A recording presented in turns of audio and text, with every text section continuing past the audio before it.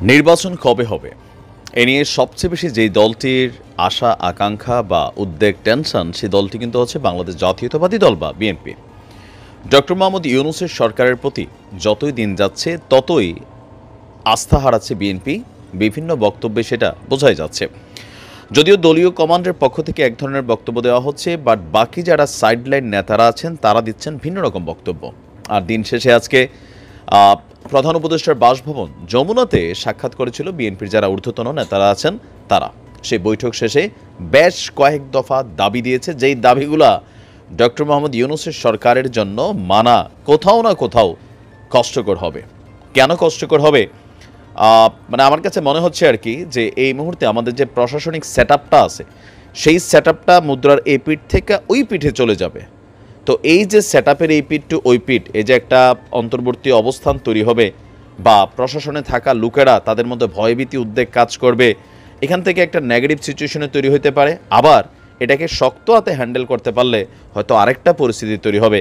তো কী সেই দাবি যেটা নিয়ে টেনশনে থাকা উচিত আমাদের অন্তর্বর্তী সরকারের?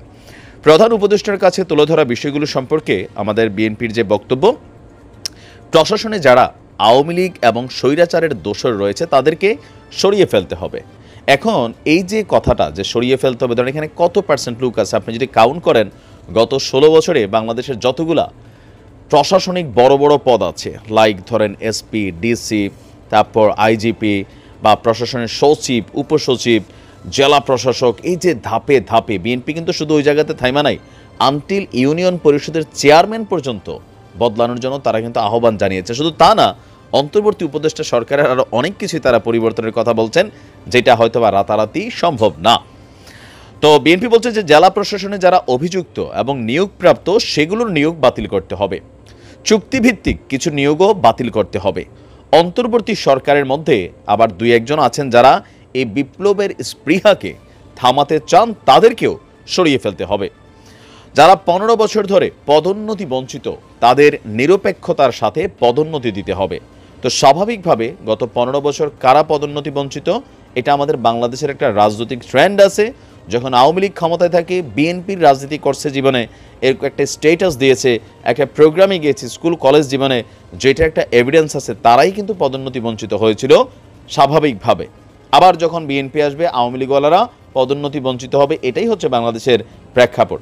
তো 15 বছর যারা পদোন্নতি বঞ্চিত তাদেরকে এখন জায়গায় আনতে হবে, মানে বিএনপির সেটআপটা ক্রিয়েট করতে হবে। মির্জা ফখরুল বলছেন বিচার বিভাগ, বিশেষ করে হাইকোর্টে যারা নিয়োগ পেয়েছে সব দলীয় বিবেচনায় এদের ব্যাপারেও তারা পরামর্শ দিয়েছে ডক্টর মোহাম্মদ ইউনূসকে। দলকানা বিচারকদের অপসারণের কথা বলা হয়েছে, নতুন করে পাবলিক প্রসিকিউটর নিয়োগ করতে হবে। দুর্নীতি, খুন এবং হত্যা মামলায় যারা গ্রেফতার হয়েছেন তাদেরকে জামিন দেওয়া হচ্ছে, এ বিষয়ে প্রধান উপদেষ্টার কাছে উদ্বেগও প্রকাশ করেছেন মির্জা ফখরুল। এই বিষয়টা নিয়ে আওয়ামী লীগের একটা বক্তব্য, ইউনূস সরকার ক্ষমতায় যাওয়ার পর সুইডেন আসলাম থেকে শুরু করে এরকম নামি দামি অনেক বড় বড় সন্ত্রাসীরা মুক্তি পেয়েছে। তো এটা বিএনপি করাচ্ছে। এখন বিএনপি আবার আজকে বলতেছে এদেরকে কারা মুক্তি করে দিচ্ছে দেশকে অস্থিতিশীল করার জন্য, এটা নিয়ে সরকারের কাছে পাল্টা প্রশ্ন রেখেছে বিএনপি। তো বলা হচ্ছে যে সেই সাথে আওয়ামী লীগের আমলে বিরোধী দলের নেতাকর্মীদের উপর যেই সাজানো মিথ্যা মামলা রয়েছে তাও প্রত্যাহার করতে হবে।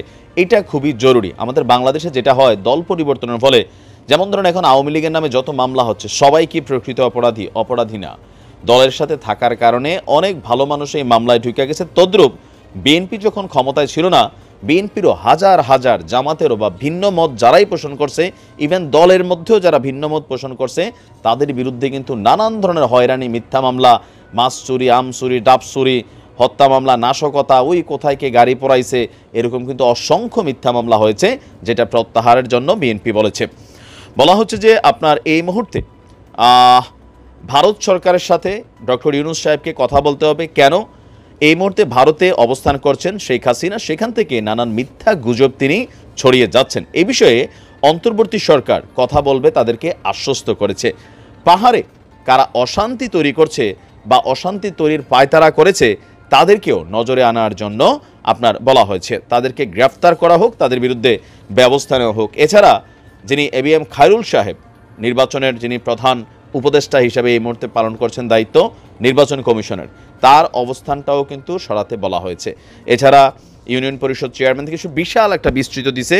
এখন এতগুলো দাবি যদি ডক্টর ইউনূসের সরকার একযোগে করতে চায় 2 মাস 4 মাসেও, তাহলে বড় ধরনের ধাক্কা প্রশাসনে পড়বে, রাষ্ট্রের মধ্যেও পড়বে, যেটাকে এক্সচেঞ্জ করা নতুন একটা লোক বসাইয়া এত দ্রুত বিএনপির কথা মতো ডক্টর ইউনূস সরকারের করা খুবই চ্যালেঞ্জিং একটা ইস্যু হবে।